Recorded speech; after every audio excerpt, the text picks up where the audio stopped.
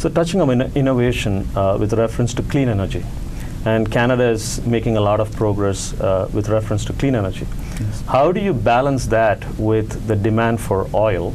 And especially when you look at the BRIC countries today, and you look at oil coming from Russia, which is today the largest producer of crude.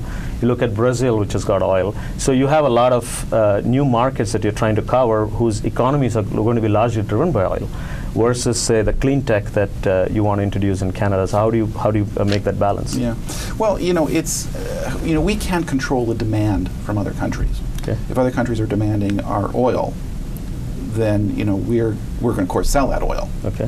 Having a natural resource-based economy is good for the Canadian economy. Not only do we draw up the oil and sell it abroad, but it has huge spin-off effects. Mm-hmm. The oil sands in Alberta have created tens of thousands of jobs right across this country. So it's not just jobs that we're talking about in the Alberta energy sector. These are jobs that are created right across the country.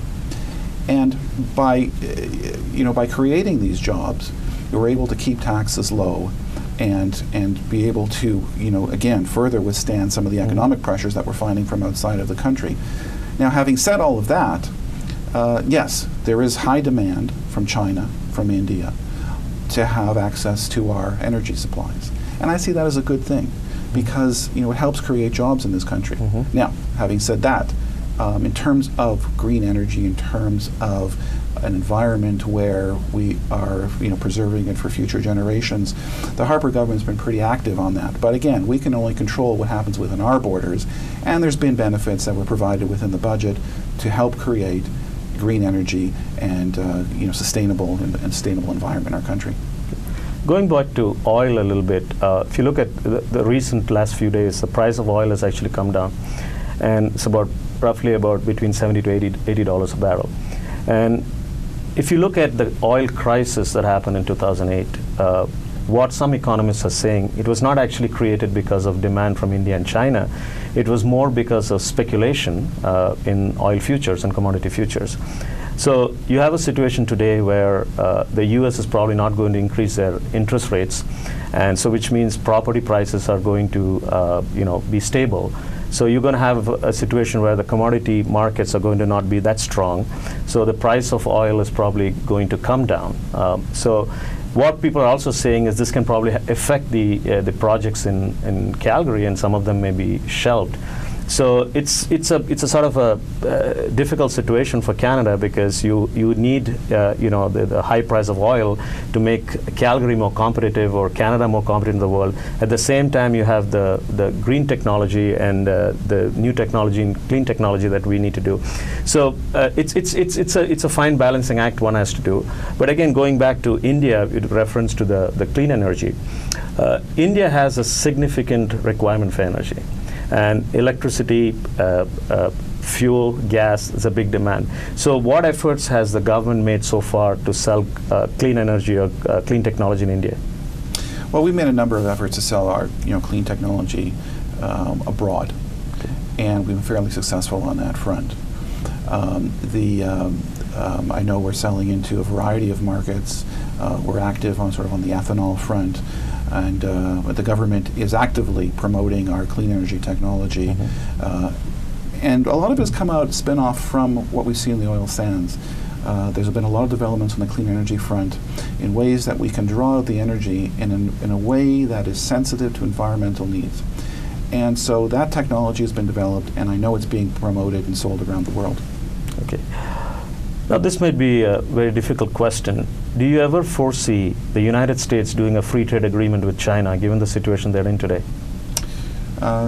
You're asking me to speculate on a... a lot of people are speculating on that right now. Yeah, and, it's... I really don't have an answer to that question. Okay. I'm elected here in Canada, okay. And, we're dealing with what's on the Canadian agenda right now. So I'll leave the Americans to the American politicians. Okay.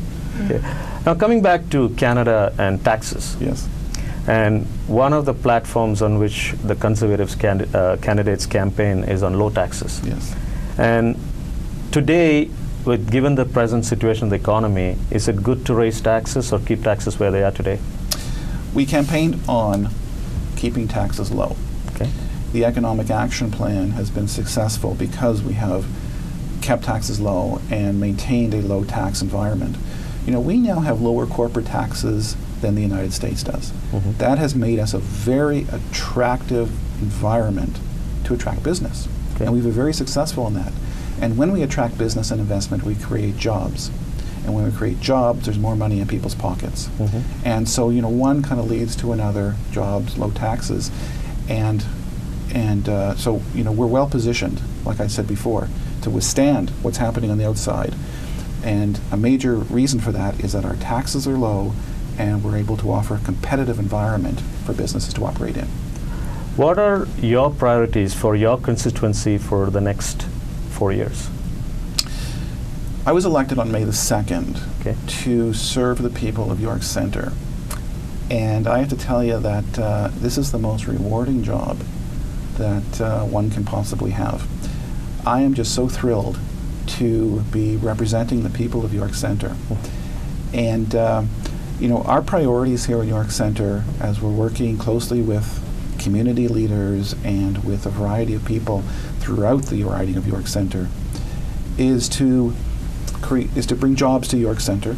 You know, I've visited so far a number of manufacturing facilities that still exist in York Centre, Mm-hmm. a number of businesses. There's a lot of innovation taking place in York Centre. Mm-hmm. And, you know, we're looking to helping all of those businesses. We're looking to, you know, keep taxes low for people who work hard and play by the rules here in York Centre, and I know across Canada too. So, you know, we're on the people's side, Okay. and we're promoting the people's agenda here in York Centre, and so they can have more money in their pockets at the end of the day to enjoy a high quality of life, to be able to put their kids into programs, and to be able to spend time with their children, so that you know, we can have a great quality of life here in York Centre. Now, York Centre is also home to a lot of immigrants from different parts of the world. And one of the things that we often hear is when immigrants come into Canada, they don't necessarily get the jobs that they did back in their home countries. And their education credentials are not recognized, and they start from the bottom and work their way up. So what has your government, or specifically you, done to improve the situation for new immigrants? Yes. Well, this is a subject that's really close to my heart. My parents were immigrants, and so I'm a first-generation Canadian. Mm-hmm. And you know, my father came to this country after the Second World War, Mm-hmm. and you know, he came here with three things. He came with a number on his arm, a shirt on his back, but most importantly, he came with hope in his heart. Mm-hmm. And you know, with that hope, he created a whole new life for his family here in Canada. And I grew up in an immigrant environment, Mm-hmm. and I see how hard it is for immigrants. You know, I experienced that whole experience myself. And I live now in a very immigrant community here in York Centre, very Mm-hmm. middle class. And we see how hard immigrants work. Mm-hmm. And we see how important family is to them. Mm-hmm. And you know, we as a government know that, and we appreciate that. And that's why we put in place a number of programs to make that life so much easier for them, and so they're able to experience a greater quality of life. You know, there's things such as income splitting. There's an increase in the guaranteed income supplement, which is so important, especially to our senior citizens community. Mm-hmm. There's benefits for parents who put their children into programs that will help in sports programs, for example, or educational programs. Mm-hmm. So we've done a lot as a government to help the immigrant community across this country, and because a lot of immigrants here in York Centre, or were located here in York Centre, benefit a lot from those programs. So how do you balance your life between being the CEO and president of the Economic Club of Canada and being the elected representative of York Centre? Well, it's an interesting, situation that I found myself in when I was elected after May the 2nd. You know, the people elected me to do a full-time job, Yeah. and that's exactly what I'm doing. So, yes, I did start the Economic Club of Canada, but since May the 2nd, I've taken a step back from it, and I'm there to work as a as an advisory capacity, but my full-time job, where I spend 100% of my time, apart from when I have time with my family, is of course working and representing the people of York Centre, both in Ottawa and working very hard here in York Centre. Thank you very much, Mark. It was nice talking to you. The pleasure was all mine. Thank you for so being much. here.